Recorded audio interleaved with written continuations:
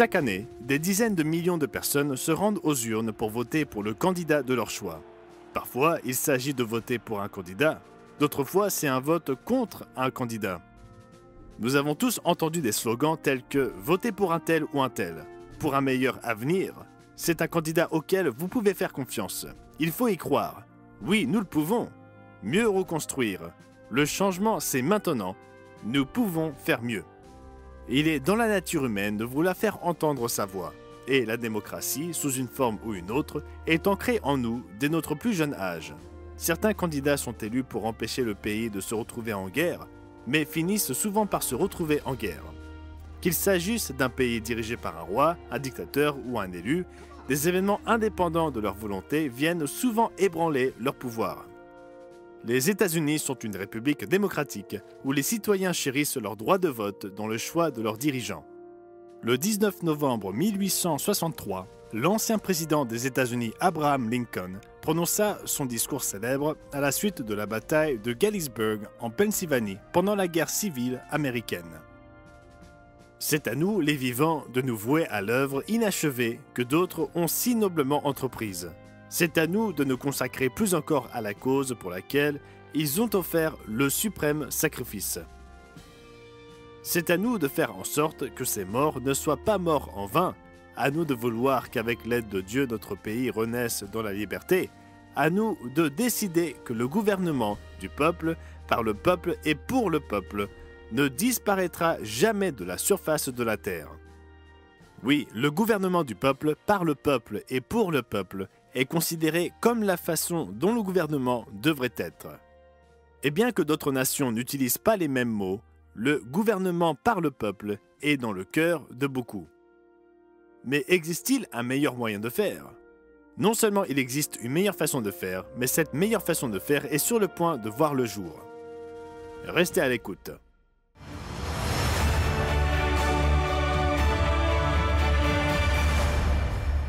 Je vous souhaite chaleureusement la bienvenue de la part de tous les membres du monde de demain. Aujourd'hui, je vais vous montrer à partir de la Bible qu'il existe une meilleure solution que le gouvernement du peuple et par le peuple. Je vous offrirai également une ressource gratuite qui explique la nature et la source de cette solution. Préparez donc de quoi écrire pour que vous puissiez commander notre brochure gratuite facile à lire. Croyez-vous au véritable évangile? Avez-vous réalisé, chers amis, que l'Évangile, c'est-à-dire la bonne nouvelle que Jésus-Christ a proclamée pendant 3 ans et demi avant sa crucifixion, est un message concernant un nouveau gouvernement à venir? Pourquoi ce message biblique n'est-il pas enseigné dans les églises d'aujourd'hui? Pour comprendre, il faut avoir une vue d'ensemble. Les tentatives chaotiques de l'humanité pour se gouverner elle-même commencèrent dans le Jardin d'Éden. Dieu plaça dans ce paradis 2 arbres ayant une grande signification symbolique. L'un d'eux symbolisait l'homme se tournant vers Dieu pour choisir la manière divine de vivre, pour distinguer le bien du mal. S'il choisissait cet arbre, la vie éternelle le suivrait. L'autre arbre symbolisait l'homme qui s'érigeait en faux Dieu pour déterminer par lui-même le bien et le mal. Existe-t-il un rapport entre ces arbres et le sujet d'aujourd'hui? Tout à fait. Lorsque j'obtins mon diplôme à l'Ambassadeur College en 1969, notre album de promotion décrivait les résultats des tentatives de l'homme pour construire un monde séparé de Dieu. Il définissait l'éducation comme, et je cite, « la mère qui a engendré les scientifiques, les capitaines d'industrie et d'entreprise, les politiciens et les dirigeants, les leaders de la société moderne et les théologiens. » Fin de citation. Mais quels sont les résultats de la mère de l'humanité, ces systèmes d'éducation? Un monde malade, chaotique et violent. Au sujet du gouvernement, notre album de promotion expliquait « Le monde moderne a produit 3 formes de gouvernement plus ou moins nouvelles. Chacune promet la paix, le bonheur et la prospérité à son peuple. La démocratie de type américain et britannique, le socialisme moderne de type suédois et français et le communisme athée. Tous 3 reposent sur la théorie selon laquelle chaque individu a le droit de partager les résultats de la science, de l'industrie et de la vie moderne. Tous 3 reposent sur un système industriel et sur la diffusion de l'éducation. Mais que constatons-nous en réalité? Nous trouvons quelques chefs d'État qui recherchent sincèrement la paix et l'amélioration des conditions de vie de leur peuple. Mais aucun n'apporte la paix Parce qu'aucun ne connaît le chemin de la paix. Mais trop souvent, nous trouvons aussi le contraire. Nous trouvons des hommes égoïstes, cupides, d'une vanité démesurée, ambitieux dans leur soif de domination, complotant pour mettre la main sur l'accélérateur du pouvoir afin de promouvoir leurs intérêts personnels et de gagner de l'argent.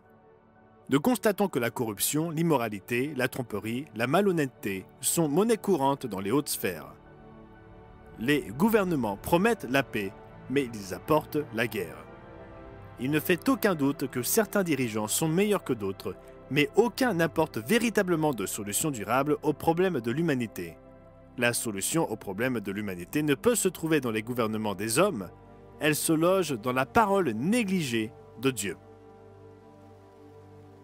Adam choisit le mauvais arbre et l'humanité suivit son exemple depuis lors.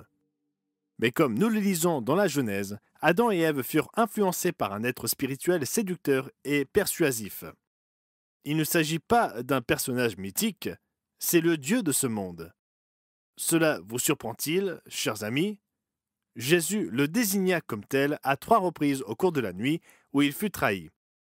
Par exemple, dans Jean au 12e chapitre et au verset 31, il dit « Maintenant a lieu le jugement de ce monde, maintenant le prince de ce monde sera jeté dehors. » Puis dans Jean 14 et au verset 30, Jésus dit « Je ne parlerai plus guère avec vous, car le prince du monde vient, il n'a rien en moi. » Bien qu'il n'ait pas mentionné Satan ou le diable par son nom, il est clair de qui Jésus parlait. L'apôtre Paul fit également référence à Satan comme le dieu de ce monde dans 2 Corinthiens chapitre 4 et versets 3 et 4. Si notre évangile est encore voilé, il est voilé pour ceux qui périssent, pour les incrédules dont le Dieu de ce siècle a aveuglé l'intelligence, afin qu'ils ne voient pas briller la splendeur de l'évangile de la gloire de Christ, qui est l'image de Dieu. Et comment oublier cette déclaration puissante sur l'identité de celui qui dirige le cours de ce monde? Éphésiens chapitre 2, versets 1 et 2. Vous étiez morts par vos offenses et par vos péchés, dans lesquels vous marchiez autrefois, selon le train de ce monde, selon le prince de la puissance de l'air, de l'esprit qui agit maintenant dans les fils de la rébellion. Oui, le prince de la puissance de l'air, c'est Satan le diable, qui dirige le cours de notre monde et il influence notre approche de la science, des affaires, du divertissement, du gouvernement et bien sûr même de la théologie et de la religion.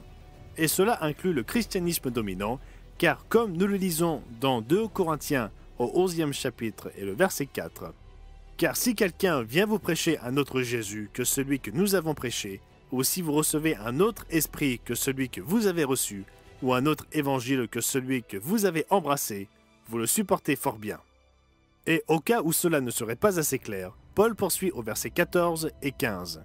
« Et cela n'est pas étonnant, puisque Satan lui-même se déguise en ange de lumière. Il n'est donc pas étrange que ses ministres aussi se déguisent en ministres de justice. Leur fin sera selon leurs œuvres. » Cette compréhension de l'identité du Dieu de cette ère, qui dirige le cours de ce monde, explique ce que nous voyons tout autour de nous. Elle explique la confusion, la haine, la dégénérescence, l'égoïsme et la cupidité et les guerres sans fin. Mais la Bible nous donne de l'espoir. L'évangile de Jésus-Christ est bien plus que le récit de sa mort, de son ensevelissement et de sa résurrection. Oui, c'est important, mais il est venu avec un message d'espoir pour ce monde troublé qui va bien au-delà de ce que vous entendez lors des prêches du dimanche matin. Jésus-Christ apporta un message concernant un gouvernement qui viendra bientôt remplacer le Dieu actuel de cette ère. Pour en savoir plus sur ce message passionnant de Jésus qui fut envoyé pour le transmettre, un message annoncé en détail dans les Écritures, commandez notre ressource gratuite « Croyez-vous au véritable évangile ?» Franchement, chers amis, vous serez surpris d'apprendre à quel point vous avez pu être induit en erreur au sujet du message proclamé par Jésus. Le véritable évangile de Jésus-Christ est le message le plus passionnant jamais donné à l'humanité, et ce qui est bien, c'est que vous pouvez ouvrir la Bible et prouver ces choses par vous-même. Tout est là, dans la Bible, et cette ressource vous indiquera de nombreux passages clairs et faciles à comprendre de la Bible qui l'expliquent. Alors commandez votre exemplaire gratuit de « Croyez-vous au véritable évangile ?» Pour bénéficier de l'offre gratuite d'aujourd'hui, si vous habitez les Antilles-Guyane, appelez le 0696 800 701. Et si vous habitez en Haïti, appelez le 509 46 59 93 82.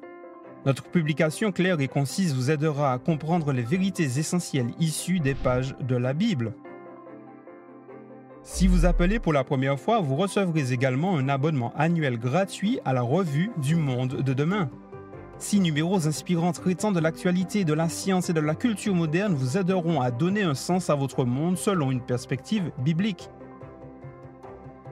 Appelez dès aujourd'hui et rejoignez les millions de personnes dans le monde entier qui se tournent vers le monde de demain pour y puiser la vérité, les sens des prophéties et l'espérance en cette période de confusion. Appelez dès aujourd'hui au rendez-vous sur mondedemain.org.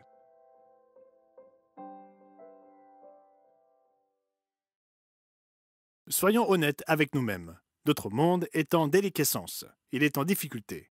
Nous avons des guerres en Europe et au Moyen-Orient qui peuvent toutes deux déboucher sur une troisième guerre mondiale. Je pourrais continuer à parler des menaces existentielles qui pèsent sur notre monde. Nous en entendons beaucoup parler et nous les voyons tout autour de nous. Cependant, le message que Jésus proclama était celui d'une bonne nouvelle. Oui, il parla aussi de très mauvaises nouvelles qui surviendraient avant son retour. Il dit que la situation deviendrait si grave qu'à moins qu'il ne revienne pour mettre fin à notre folie, toute vie serait détruite. C'est ce que Jésus-Christ dit dans sa fameuse prophétie de la montagne des Oliviers, au 24e chapitre de Matthieu, à partir du verset 21. Car alors la détresse sera si grande qu'il n'y en a point eu de pareil depuis le commencement du monde jusqu'à présent, et qu'il n'y en aura jamais. Et si ces jours n'étaient abrégés, personne ne serait sauvé, mais à cause des élus, ces jours seront abrégés. La bonne nouvelle, c'est qu'il interviendra pour nous sauver de nous-mêmes. Le message de Jésus était essentiellement axé sur l'espoir, la bonne nouvelle de l'établissement de son royaume. La majeure partie de son ministère était axée sur le royaume de Dieu. Ce n'est que vers la toute fin de son ministère qu'il parla de sa mort et de sa résurrection. Ce fait est démontré dans notre brochure gratuite intitulée « Croyez-vous au véritable évangile ?» Ne l'acceptez pas simplement parce que je le dis. Prouvez-le par vous-même à partir des pages de la Bible. Notre ouvrage « Croyez-vous au véritable évangile » vous aidera à le faire. Saviez-vous que l'expression « royaume de Dieu » est mentionnée 70 fois dans le Nouveau Testament? Et Matthieu utilise l'expression « royaume des cieux » 33 fois supplémentaires. Il y a d'autres références à l'évangile du royaume, ou simplement au royaume. Ne devrions-nous pas prêter attention à quelque chose qui est mentionné plus d'une centaine de fois par Jésus et les apôtres? Nous verrons ce que Jésus entendait par le message du royaume, mais voyons d'abord ce qu'il n'entendait pas.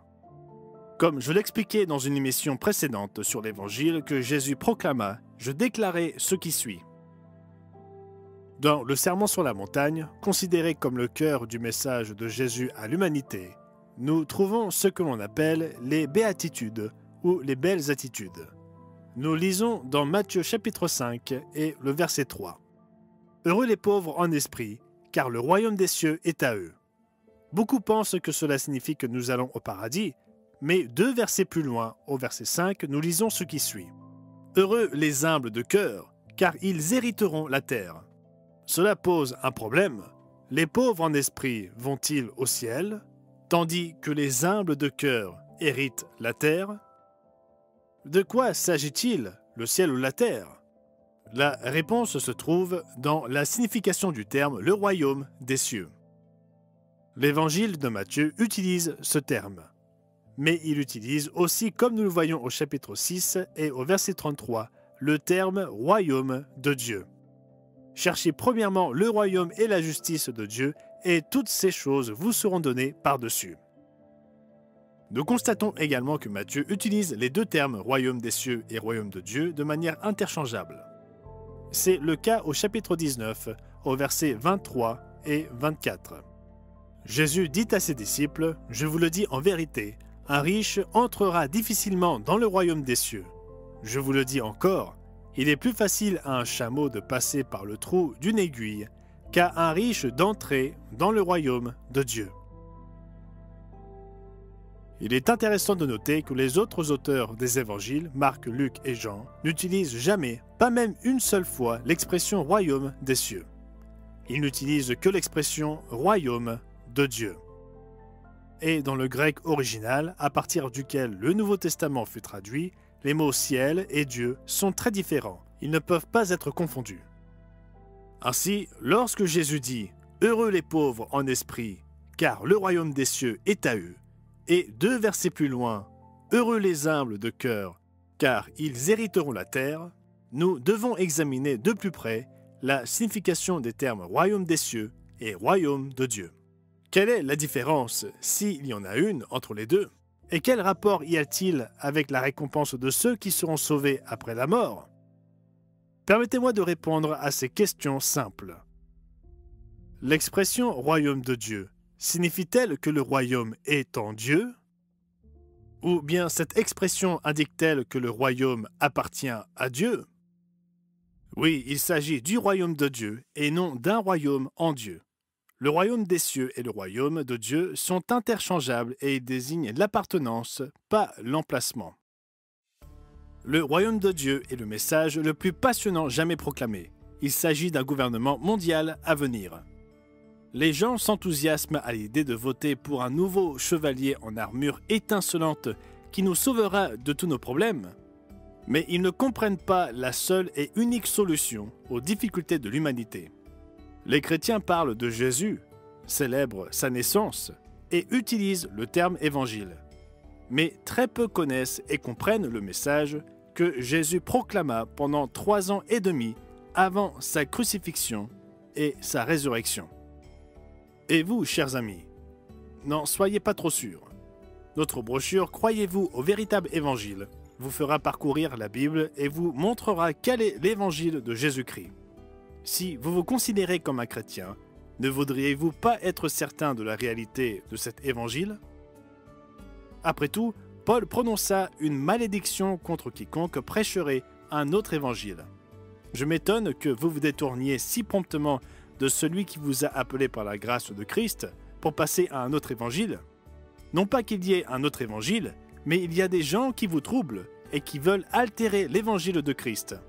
Mais si nous-mêmes, si un ange du ciel annonçait un évangile s'écartant de celui que nous vous avons prêché, qu'il soit anathème. C'est tiré de Galates 1, versets 6 à 8, et ce sont des mots forts. Personnellement, je crains d'enseigner un autre évangile que celui que Jésus-Christ proclama, et j'espère que vous ressentez la même chose. C'est pourquoi nous vous proposons cette brochure gratuite « Croyez-vous au véritable évangile ?»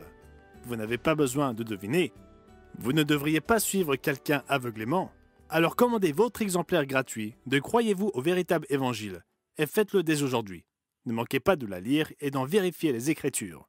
Prouvez-le par vous-même. Notre publication claire et concise vous aidera à comprendre les vérités essentielles issues des pages de la Bible. Appelez dès aujourd'hui au rendez-vous sur mondedemain.org. L'espoir renaît sans cesse pour ceux qui sont à la recherche du prochain homme politique qui serait capable d'apporter la paix et la prospérité à tous ses concitoyens. Bien sûr, certains hommes ou femmes d'État font un meilleur travail que d'autres, mais le bilan global du gouvernement du peuple et par le peuple en déçoit plus d'un. Ne vous méprenez pas. Sir Winston Churchill n'était pas loin de la vérité lorsqu'il déclara « Beaucoup de formes de gouvernement ont été testées et seront testées dans ce monde de péché et de malheur. Personne ne prétend que la démocratie est parfaite ou omnisciente. En effet, on a pu dire qu'elle était la pire forme de gouvernement à l'exception de toutes celles qui ont été essayées au fil du temps. Mais existe-t-il une meilleure voie? Sommes-nous laissés à nous-mêmes pour choisir le prochain grand espoir? Et nous devons nous demander si c'est vraiment la majorité qui choisit nos dirigeants. Comme nous l'avons vu dans la partie précédente de cette émission, il existe un esprit puissant qui dirige le cours de ce monde. Notez-le à nouveau dans le chapitre 2 des Éphésiens, au verset 1 et 2. Vous étiez morts par vos offenses et par vos péchés, dans lesquels vous marchiez autrefois, selon le train de ce monde, selon le prince de la puissance de l'air, de l'esprit, qui agit maintenant dans les fils de la rébellion. Cependant, nous devons également reconnaître que Dieu établit et renverse des dirigeants afin d'accomplir ses desseins. Pensons-nous vraiment que nous pouvons déjouer les plans de Dieu? Daniel 2 et au verset 20 et 21. Daniel prit la parole et dit « Béni soit le nom de Dieu, d'éternité en éternité. À lui appartiennent la sagesse et la force. C'est lui qui renverse et qui établit les rois. » Jésus-Christ nous offre une meilleure voie que le gouvernement du peuple et par le peuple. Le royaume de Dieu est le gouvernement de Dieu, comme nous le voyons dans le chapitre 7 de Daniel. Ce chapitre commence par décrire 4 empires ou royaumes qui régneraient sur le monde tels des bêtes sauvages. Remarquez l'explication donnée à Daniel concernant ces 4 bêtes au verset 17 et 18. Ces 4 grands animaux, ce sont 4 rois qui s'élèveront de la terre, mais les saints du Très-Haut recevront le royaume, et ils posséderont le royaume éternellement, d'éternité en éternité. Ces mêmes 4 royaumes, d'ailleurs les termes roi et royaume sont utilisés de manière interchangeable dans la Bible, sont mentionnés dans le 2e chapitre de Daniel, où le roi Nebuchadnezzar vit une statue géante dans un songe des plus saisissants. Daniel fut appelé pour lui expliquer la signification de ce songe. Remarquez son interprétation. « Ô roi, tu es le roi des rois, car le Dieu des cieux t'a donné l'empire. C'est toi qui es la tête d'or. Après toi, il s'élèvera un autre royaume, moindre que le tien, puis un 3e royaume, qui sera d'airain, et qui dominera sur toute la terre.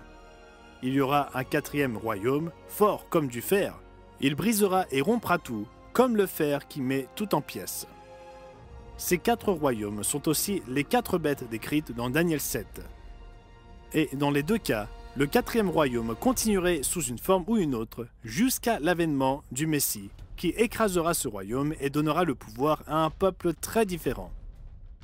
Remarquez l'explication de la conclusion du songe de Nebuchadnezzar à partir du verset 41. « Et comme tu as vu les pieds et les orteils, en partie d'argile de potier et en partie de fer, ce royaume sera divisé, mais il y aura en lui quelque chose de la force du fer, parce que tu as vu le fer mêlé avec l'argile. Tu as vu le fer mêlé avec l'argile, parce qu'ils se mêleront par des alliances humaines, mais ils ne seront point unis l'un à l'autre, de même que le fer ne s'allie point avec l'argile. Dans le temps de ces rois, le Dieu des cieux suscitera un royaume qui ne sera jamais détruit, et qui ne passera point sous la domination d'un autre peuple. Il brisera et détruira tous ces royaumes-là, et lui-même subsistera éternellement. » Qu'est-ce que tout cela a à voir avec vous?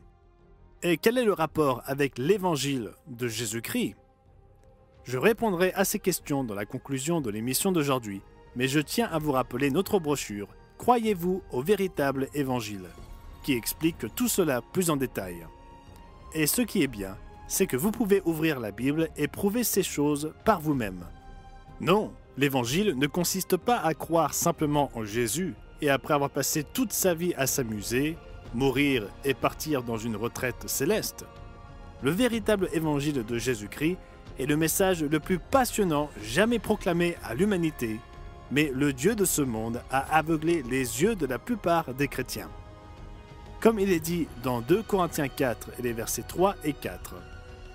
Si notre évangile est encore voilé, il est voilé pour ceux qui périssent, pour les incrédules dont le Dieu de ce siècle a aveuglé l'intelligence, afin qu'ils ne voient pas briller la splendeur de l'évangile de la gloire de Christ, qui est l'image de Dieu.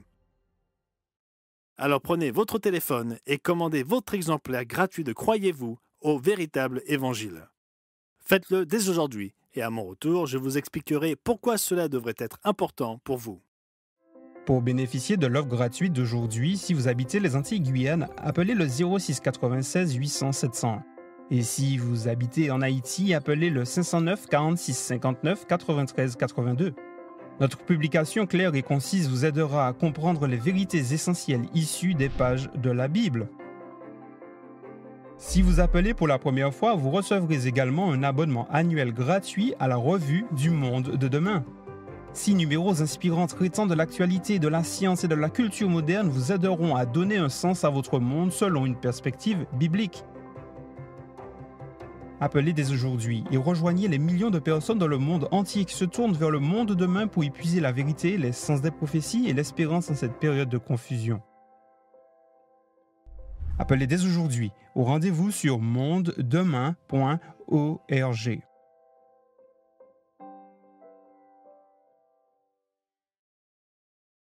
L'évangile de Jésus-Christ est la proclamation la plus importante de l'histoire du monde.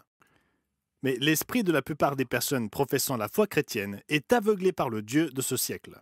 Pourtant, la Bible est abondamment imprégnée de ce message. Notez ce que Jésus dit dans Luc au 4e chapitre et au verset 43. « Il faut aussi que j'annonce aux autres villes la bonne nouvelle du royaume de Dieu, car c'est pour cela que j'ai été envoyé. » Y a-t-il un rapport avec vous? Absolument! Dans la parabole des mines, Jésus décrit un noble, qui le représente lui-même, se rendant dans un pays lointain, c'est-à-dire au ciel, pour y recevoir un royaume à titre personnel. Nous lisons cette cérémonie de couronnement dans le chapitre 7 de Daniel, au versets 13 et 14. Notez-le et cherchez-le, Daniel 7 et les versets 13 et 14. Vous pouvez également commander notre ouvrage gratuit intitulé « Croyez-vous au véritable évangile ?» dans lequel vous trouverez ce passage expliqué et bien d'autres. Prouvez-le par vous-même. Daniel 7 et au verset 27 continue en faisant cette profonde déclaration. Le règne, la domination et la grandeur de tous les royaumes qui sont sous les cieux seront donnés au peuple des saints, c'est-à-dire les serviteurs du Très-Haut. Son règne est un règne éternel, et tous les dominateurs le serviront et lui obéiront. Lorsque Jésus reviendra ici-bas, il désignera ceux qui gouverneront la terre, comme nous le lisons dans la parabole du Christ sur les mines. Remarquez-la dans le chapitre 19 de Luc. Le premier vint et dit « Seigneur, ta mine a rapporté 10 mines. » Il lui dit « C'est bien, bon serviteur, parce que tu as été fidèle en peu de choses, reçois le gouvernement de 10 villes. » Fini la politique politicienne, plus de gouvernement du peuple et par le peuple. Cependant, ce sera bien un gouvernement pour le peuple, pour tous les peuples, et il sera juste, compatissant et apportera la prospérité à tous. C'est l'évangile que Jésus apporta, un message sur un gouvernement futur, un gouvernement dont vous pouvez faire partie. Imaginez un peu. Développez dès à présent le caractère de Jésus-Christ et contribuez à apporter la paix et la prospérité à tous lorsqu'il établira son royaume à son retour. Ne vous laissez pas séduire par un faux évangile. Prouvez et croyez au véritable évangile. C'est le dernier espoir de l'humanité, le seul espoir de l'humanité. Il y a bien plus que ce que j'ai couvert dans cette courte émission, alors n'oubliez pas de commander votre exemplaire gratuit. Croyez-vous au véritable évangile? Revenez la semaine prochaine lorsque Richard Ames, Wallace Smith, Ron McNair et moi-même expliquerons les prophéties de la Bible, annoncerons la bonne nouvelle de l'établissement ici-bas du royaume du Christ et vous aiderons à comprendre le monde dans lequel vous vivez aujourd'hui. À la prochaine fois. Pour bénéficier de l'offre gratuite d'aujourd'hui, si vous habitez les Antilles-Guyane, appelez le 06 96 800 701. Et si vous habitez en Haïti, appelez le 509 46 59 93 82. Appelez dès aujourd'hui et rejoignez les millions de personnes dans le monde entier qui se tournent vers le monde de demain pour y puiser la vérité, les sens des prophéties et l'espérance en cette période de confusion.